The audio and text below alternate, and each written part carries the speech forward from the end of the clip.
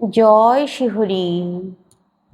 আজকের বিষয়, আষাঢ় মাসে এই সবজিগুলো খেতে নেই। এই সবজিগুলো আষাঢ় মাসে খেলে গৃহে নানান রকমের রোগ জ্বালা, অশান্তি, অর্থকষ্ট লেগেই থাকে। সঙ্গে থাকুন প্রথম থেকে শেষ পর্যন্ত। আশা করছি খুবই লাভবান, উপকৃত হবেন, সমৃদ্ধ হবেন। আষাঢ় মাসে কিছু জিনিস আছে যেগুলো ভুলেও কারোর হাতে, অন্যের হাতে তুলে দিতে নেই। আষাঢ় মাসে অবশ্যই এই একটি খাবার খেতে হয় একদিন হলেও। আষাঢ় মাসে আপনাদের গৃহে একটি কাজ করবেন, যেটা করলে গৃহে সর্বদিক দিয়ে সুখ আসবে, শান্তি আসবে। বিশেষ কাজের কথা বলছি, খুবই সামান্য একটি উপায়, খুব অল্প পয়সা খরচ করেই এই উপায়টা করলে দেখবেন আপনাদের জীবনে সব রকমের জ্বালা যন্ত্রণা জুড়িয়ে যাবে। আপনাদের জীবনে নতুন পরিবর্তন আসবে, আপনাদের জীবনে উন্নতি আসবে, সৌভাগ্য আসবে। তাই বলছি, খুবই ভালো ভালো কথা আছে। ভিডিও ছেড়ে প্রথমেই যদি আপনারা পালিয়ে যান, তাহলে মাঝখানে যে কথাগুলো থাকে সেগুলো শোনা হয় না, আর আসল তথ্যটাই আপনারা জানতে পারেন না। তাই বলছি, প্রথম থেকে শেষ পর্যন্ত সঙ্গে থাকুন। কারণ এমন আমার অনেক ভক্তবৃন্দ আছেন যারা আমাকে যে প্রশ্নগুলো করেন, তারা কিন্তু পুরো ভিডিওটা সম্পূর্ণটা দেখে না, প্রশ্ন করেন। তো আমার তাতে কোনো অসুবিধা নেই, আমি প্রশ্নের উত্তর দিই এবং দিয়ে থাকি, তাতে আমার কোনো অসুবিধা নেই। তবুও আমি বলছি, আপনাদেরকে অনুরোধ করছি, প্রথম থেকে শেষ পর্যন্ত একটু শুনুন মন দিয়ে, ধৈর্য ধরে। তো প্রথমেই আপনাদেরকে যে বিষয়টা বলবো, এই আষাঢ় মাসে কোন জিনিসগুলো অন্যের হাতে তুলে দেবেন না।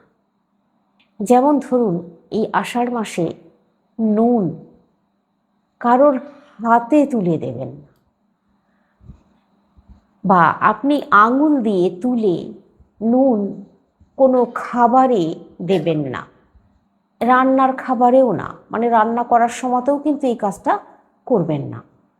চামচ দিয়ে নুন তুলে রান্নায় ব্যবহার করুন, বা কাউকে নুন যখন দিচ্ছেন, গৃহেরও মানুষজনেদের ক্ষেত্রেও হাত দিয়ে তুলে দেবেন না, চামচ দিয়ে তুলে দেবেন। এবার অন্য কারোর হাতে, মানে বাইরের কেউ যদি আপনাকে নুন ধার চাইতে আসে, তাকেও সরাসরি তার হাতে নুনটা তুলে দেবেন না। প্যাকেটের নুন আপনারা দিতে পারেন, সেক্ষেত্রে নুনটা একটা স্থানে রাখবেন, সেখান থেকে তাকে নিয়ে নিতে বলবেন।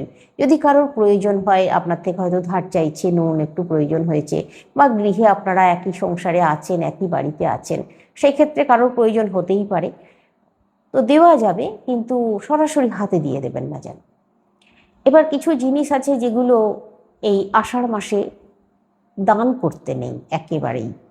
সেগুলো হচ্ছে, এই আষাঢ় মাসে আপনারা কাউকে ধার দেবেন না, বা কাউকে গৃহ থেকে এই যেমন ধরুন, গৃহের রান্নাঘরের চাল, গম বা চিনি, এরকম ধরনের জিনিস, এমনকি তেলও, রান্নাঘরের এই যে জিনিসগুলো, খাদ্যদ্রব্যগুলো, এগুলো কাউকে দান করবেন না। রান্নাঘর থেকে তো একেবারেই দান করা যাবে না, চালও না। চালটা যদি আপনারা আলাদাভাবে একটা জায়গায় রেখে দিতে পারেন রান্নাঘরের বাইরে, সেখান থেকে আপনারা কোনো ভিক্ষুক এলে তাকে চাল দান করে দিতে পারেন, তাতে অসুবিধা নেই। কিন্তু রান্নাঘর থেকে সরাসরি চাল বের করে দান করে দেবেন না যেন। কি হয় জানেন, এই চাল আষাঢ় মাসে সরাসরি কাউকে রান্নাঘর থেকে দান করে দিলে মা অন্নপূর্ণা ভীষণ রুষ্ট হন, আর আপনাদের গৃহে দেখবেন একটা চালের টানাটানি শুরু হয়ে যেতে পারে।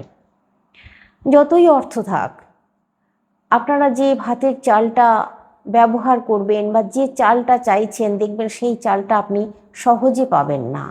আপনাকে হয়তো অনেক কমা চাল খেতে হতে পারে, বা আপনি সেই মনের মতো চালটা আপনি পাবেন না। চালের একটা সমস্যা দেখা দিতে পারে, একটা অভাব দেখা দিতে পারে। তো সেই কারণের জন্য আষাঢ় মাসে চাল কাউকে দান না করাই ভালো, কাউকে সরাসরি না দেওয়াই ভালো রান্নাঘর থেকে। এবার আপনাদেরকে যেটা বলবো, এই আষাঢ় মাসে যে উপায়টার কথা বলবো সেটা আপনাদেরকে বলি, শুনুন। আপনারা একটু বাঁশকাঠি, যে বড় বড় লম্বা দানার যে চালটা হয়, ওই চালটা আপনারা 100 গ্রাম কিনে নিয়ে আসবেন। ওটা একটু দামি চাল, হয়তো 70 টাকা কি 80 টাকা কিলো হতে পারে, বা 100 টাকা কিলোও হতে পারে। যতটা বড় দানা সম্ভব, বেশ একটু বড় বড় চাল, যেটা বিরিয়ানি খাওয়া হয় সেই রকম ধরনের একটু বড় কাঠি, বাঁশকাঠি চাল আপনাদেরকে 100 গ্রাম নিয়ে আসতে হবে। ওই 100 গ্রাম চাল আপনারা বাড়িতে নিয়ে আসলেন। ওটাকে আপনারা করবেন কি, একটু হলুদ মাখিয়ে নেবেন, বা আপনারা একটু ঘন করে হলুদ জল করে ওই জলের মধ্যে ওই চালটাকে একটু ভিজিয়ে রাখুন। তারপর ওই চালটাকে তুলে একটু শুকনো জায়গায় মেলে দেবেন, রংটা যেন হলুদ হয়ে যায়। এই অবস্থায় আপনারা একটু শুকনো জায়গায় মেলে রাখুন, বা যদি রোদ্দুর হয় তাহলে একটু রোদেও দিতে পারেন। আর যদি রোদের অভাব হচ্ছে, তাহলে একটা বেশ শুকনো জায়গায় কাগজের ওপরে মেলে রাখুন, একদিন ওটা শুকিয়ে যাবে। তখন আপনারা করবেন কি, একটা এই কাপড়ের মধ্যে বাঁধবেন। এখানে এই কাপড়ের কালার কালো কালার না নিলেই হবে, সাদা, হলুদ বা লাল রঙের একটা কাপড় নিয়ে নেবেন টুকরো। তো ওর মধ্যে আপনারা এই হলুদ মাখানো চাল, এই বাঁশকাঠি চাল রাখবেন, রেখে একটা পুঁটুলি মতো তৈরি করে নেবেন। এবার এই চালটা কি করবেন, দেখবেন যেন এই চালটা আপনারা মানে 100 গ্রামই নেবেন, তার কম কিন্তু নেবেন না যেন। তো ওই যে চালটা আপনারা পুটলি বানালেন, ওটাকে আপনারা আপনাদের যদি বাড়ি হয়তো কারোর টালির চালের বাড়ি বা কারোর টিনের চালের বাড়ি, তাদের ওই মানে ওটাকে চালের বাতা বলে, ওই জায়গায় ওটাকে বেঁধে দিতে হয়। এবার হয়তো আপনারা বলবেন, নিশ্চয়ই বলবেন যে আমাদের পাকা বাড়ি, ছাদ আঁটা বাড়ি, আমরা কি করব, বা আমাদের ফ্ল্যাট বাড়ি, আমরা কি করব। সেই ক্ষেত্রে আমি বলবো, আপনারা করবেন কি, আপনারা আপনাদের যে মানে মেন গেট আছে, সেই মেন গেটের বাইরের দিকে আপনাকে লাগাতে হবে। বাইরের দিকে মেন গেটের ওপরে ওপরে একটা জায়গায় বেঁধে দিতে হবে এই পুঁটুলিটাকে। সেটা আপনারা আপনাদের মেন গেটের সুবিধা মতো আপনারা রাখবেন, কিন্তু বাইরের দিকে রাখতে হবে। এটাকে ভেতর দিকে রাখা চলবে না, সেইভাবে রাখতে হবে। তো এই কাজটা করবেন। এটা আবার আপনারা কোন দিন করবেন, এটা আপনারা যেদিন রাখবেন সেই দিন বৃহস্পতিবার দিন করবেন কাজটা। আর এই পুঁটুলিটা বেঁধে নিলেন, এটা আপনাদের বৃহস্পতিবার দিন মা লক্ষ্মীর কাছে রেখে, যেমন পুজো অর্চনা করেন প্রথমে করে নেবেন, তারপর ওই চালটা মা লক্ষ্মীর কাছ থেকে চেয়ে নেবেন, তারপর এই কাজটা করবেন। এটা করলে কি হবে জানেন, এটা করলে সারা বছর, এই আষাঢ় মাস থেকে পরের আষাঢ় মাস পর্যন্ত আপনাদের গৃহে কোনো রকম অর্থের অভাব হবে না, কোনো রকম খাদ্যের অভাব হবে না, আপনাদের গৃহে অলক্ষ্মী প্রবেশ করতে পারবে না। আপনাদের গৃহের আশেপাশে সমস্ত যে প্রতিকূলতা তৈরি হচ্ছিল, সেগুলো আপনার অনুকূলে আসবে। মানে আপনার গৃহে পজিটিভ এনার্জিতে ভরপুর থাকবে। এমনিতেই আষাঢ় মাস একটু মানে প্যাচপ্যাচে স্যাঁতস্যাঁতে মাস, সর্বদিকে যেন মনে হয় একটা জড়তা ভাব, সেই জড়তা ভাবটা একেবারে কেটে যাবে, একেবারে থাকবে না। এই কাজটা করুন, খুব ভালো থাকবেন আপনারা। তো এবার আপনারা প্রতিদিন যখন সন্ধ্যা দেখাচ্ছেন, সন্ধ্যার সময় যখন ধূপ দেখান, নিশ্চয়ই তুলসী মঞ্চে ধূপ দেখাতে যাবেন, সেই সময় একটু ধূপ দেখিয়ে দেবেন, আরও ভালো ফল পাবেন। তাহলে আমি সব সময় বলছি না, সন্ধ্যার সময় একটু ধূপ দেখিয়ে দেবেন, দেখবেন এত ভালো থাকবেন যেটা আপনারা কোনোদিন কল্পনাই করেননি। তো এমনই ভালো ভালো তথ্য পাওয়ার জন্য অবশ্যই তো চ্যানেলটাকে সাবস্ক্রাইব করতে হবে, লাইক করতে হবে, আর কমেন্ট করতে ভুলবেন না যেন। তো এবার যেটা আপনাদেরকে বলবো, এইটা হচ্ছে সবজির কথা। প্রথম সবজিটাই হচ্ছে এই আষাঢ় মাসে যেটা খাওয়া যাবে না, সেটা হচ্ছে মাটিতে যে শাক হয়, যেমন লতানে শাক, মাটিতে একেবারে মাটির সঙ্গে স্পর্শ হয়ে আছে যে শাক, সেই শাক খাওয়া যাবে না। যেমন গুলঞ্চ শাক এগুলোকে বলা হয়। এই রকম ধরনের কোনো শাকই কিন্তু এই বর্ষাকালে খাওয়া যাবে না। এর থেকে আপনাদের পেটে বিষক্রিয়া হতে পারে, আপনাদের শরীরে জ্বালা যন্ত্রণা অ্যালার্জি হয়ে যেতে পারে, আপনাদের ফ্যামিলিতে আর্থিক একটা অবনতিও দেখা দিতে পারে। তো এই জন্য এই রকম ধরনের শাক খাওয়া যাবে না। যেমন আমি একটা উদাহরণ দিই, পটল মাটিতে হয় চাষ, ওই পটলের যে শাক, ওটাকে পলতা শাক বলা হয়, এই শাকটা কিন্তু মোটেই খাওয়া যাবে না। এবার মাটিতে যে শাকগুলো হয়, গিমে শাক, হিংচে শাক, এরম ধরনের শাকগুলো মাটির সঙ্গে স্পর্শ করে থাকে, এমনকি কুলেখাড়া, যেটা রক্ত হওয়ার জন্য মানুষ খায়, শরীরে রক্ত বৃদ্ধি করবে, এই শাকটাও কিন্তু বর্ষাকালে না খাওয়াই ভালো। আর যদি একান্তই প্রয়োজন হয় খাবার এই কুলেখাড়া শাকটা, তাহলে অবশ্যই গরম জলে প্রথমে ভালো করে ধুয়ে নিতে হবে, তারপর আপনারা সিদ্ধ করে এর রসটা যদি নিয়ে খেতে পারেন, তাহলে খুবই উপকার পায়। বিশেষ করে যাদের অ্যানিমিয়া আছে, তাদের তো খুবই এটা উপকারী বা কাজে লাগে। তো তাদের তো খেতেই হতে পারে, সেই জন্য বলছি গরম জলে ভালো করে ধুয়ে নিয়ে তারপর খাবেন। এবার দ্বিতীয় যে সবজিটার কথা বলবো, এটা হচ্ছে আমড়া টক। এই যে আমড়া টক, এই বর্ষাকালে এই আষাঢ় মাসে আমড়ার টকটা না খাওয়াই ভালো। আষাঢ় মাসে অনেকেই তেতো জাতীয় জিনিস খান না। তেতো শাক, কালমেঘ তেতো, উচ্ছে তেতো, এই রকম ধরনের খুব গাঢ় তেতো, নিম তেতো, এরকম ধরনের তেতো ভুলেও খাওয়া উচিত নয়। যদিও বা উচ্ছে করলাটা খাওয়া যায়, কিন্তু ভুলেও এই নিম পাতা তেতো বা কালমেঘ তেতো, এরকম ধরনের যে ডিপ গাঢ় তেতো, এগুলো খাওয়া যাবে না।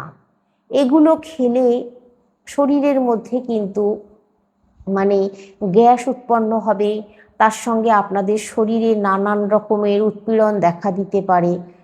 এবার এই তেতো জাতীয় জিনিস এই আষাঢ় মাসে খেলে আপনাদের গৃহে ঋণের বোঝা বেড়ে যাবে, ঋণ বেড়ে যেতে পারে। দেখবেন একটা আর্থিক কষ্ট এসে যাবে, তখন আপনাকে ঋণ নিতে বাধ্য হবেন আপনি, বা ধার দেনা দোকানে টোকানে এগুলো কিন্তু বেড়ে যায়। এগুলো শোনা যায়, এগুলো একটা অভিজ্ঞতা থেকে আমার বলা। তো এগুলো শোনা যায় মানুষের মুখে মুখে মুখেই কিন্তু এগুলো প্রচার হয়ে আসছে। এগুলো সব কিছুই যে বইতে লেখা থাকে তা কিন্তু নয়। কিছু কিছু যে জিনিসগুলো আছে, আমরা আমাদের জীবন দিয়ে সেগুলো উপলব্ধি করেছি, আমরা মানুষের কাছ থেকে সেই অভিজ্ঞতাগুলো সঞ্চয় করেছি, তারপর মানুষের কাছে দেওয়ার চেষ্টা করছি, যাতে মানুষ এই ভুলগুলো না করে, যাতে তাদের কোনো ক্ষতি না হয়ে যায়। তো এবার আপনাদেরকে যে সবজিটার কথা বলবো, এই সবজিটা লাউ বা লাউ শাক খাওয়া কিন্তু উচিত নয়। এমনকি কুমড়ো শাকও যদি মাটিতে হয়ে থাকে, তাহলে কিন্তু কুমড়ো শাকও আপনারা খাবেন না এই আষাঢ় মাসে। আর লাউ শাক তো ভুলেও খাবেন না। আষাঢ় মাসে এমনকি দুগ্ধ জাতীয় জিনিস বেশি পরিমাণে খাওয়া উচিত নয়, অল্প পরিমাণে খেতে হয়। তো খুব ভালো করে দুধ জাল দিয়ে, বেশ ভালো করে জাল দিয়ে ফুটিয়ে ঠান্ডা করে তারপর খেতে হয়। কাঁচা দুধ তো ভুলেও স্পর্শ করা উচিত নয়। তো এইরকম এই খাবারগুলো এই আষাঢ় মাসে বর্জন করাটাই কিন্তু বুদ্ধিমানের কাজ। করলে শরীর মন সর্বদিক দিয়ে সুস্থ থাকে, ভালো থাকা যায়। আষাঢ় মাসে আপনারা আপনাদের গৃহে যে দেবদেবীরা আছেন, যে দেবতার স্থান আছে, সেইখানে যখন আপনারা পুজো করবেন তখন প্রত্যেকটা জিনিস খুব ভালো করে পরিষ্কার পরিচ্ছন্ন দেখে তারপর কিন্তু ঠাকুরের কাছে ব্যবহার করবেন। যেমন ধরুন, অনেক সময় এই বর্ষাকালে এই মাসে ঠাকুরের বাসন কোসন হয়তো মাজা আছে, মেজে হয়তো ভালো করেই রাখা আছে, কিন্তু তার মধ্যে অনেক সময় মাকড়সা, তারপরে অনেক কিছু পোকামাকড় বেয়ে যায় বা তার মধ্যে চলে আসতে পারে। তাই বলছি, যখন ঠাকুরের কাজে ব্যবহার করবেন তখন অবশ্যই কিন্তু, এইটা আমি কেন বলছি আপনাদেরকে, আমরা নিজেরা যে খাওয়া দাওয়া করি রান্নাঘরে, সেটা আমরা সবসময় চোখের আমাদের নজরে থাকে, কিন্তু ঠাকুর ঘরে আমরা একবারই তো সারাদিনে জল বাতাসা দিই বা পুজো করি, আর সারাক্ষণ সেটা ঠাকুরের স্থান যেহেতু, সেখানে সবসময় তো আর ব্যবহার করা হয় না, যাওয়া হয় না, একবারই হয়। তো সেক্ষেত্রে দেখা যায় কি, যে যদি এরকম হয়ে থাকে তাহলে কিন্তু অবশ্যই ভালো করে ধোয়া মাজা করে পরিষ্কার করে তারপর ঠাকুরকে জল দেবেন, জল বাতাসা দেবেন। দেখুন, এই যে প্রসাদ, এগুলো আমরা নিজেরাই গ্রহণ করব, ভগবান দৃষ্টি দেবেন। আর ভগবান যাতে অসন্তুষ্ট না হয়ে যান সেই দিকটা অবশ্যই কিন্তু খেয়াল রাখবেন। না হলে আষাঢ় মাসে কিছু কিছু ভুল আছে যেগুলো করে ফেললে গৃহের মধ্যে সত্যিই খুব দারিদ্রতা চলে আসে। তাই আষাঢ় মাসে এই জিনিসগুলো মেনে চলা খুব ভালো। আপনাদেরকে সবটাই বললাম। আগামী দিনে আরও ভালো ভালো তথ্য আপনাদের কাছে পৌঁছে দেওয়ার চেষ্টা করছি। আজকে কমেন্টে একবার হলেও লিখুন, জয় প্রভু নারায়ণের জয়। স্বয়ং শ্রীহরি নারায়ণ এই আষাঢ় মাসে নিদ্রা থাকেন, নিদ্রায় থাকেন। তো একবার হলেও একটু হালকা করে ভগবানের নাম নিন, সারা মাস দেখবেন আপনাদের ভালো কাটবে। শ্রীহরি নারায়ণ উনি নিদ্রায় থাকলেও উনি দিব্য দৃষ্টি দিয়ে সব কিছুই কিন্তু দেখতে পান, কে কী করছে না করছে। তো আপনি যদি ভুলে যান ভগবান নারায়ণের নাম নিতে, তাহলে উনি সেটাও কিন্তু দেখতে পাবেন। তাই বলছি, একবার হলেও নাম নিন এই আষাঢ় মাসে, ভগবান শ্রীহরি নারায়ণের কৃপা লাভ করবেন।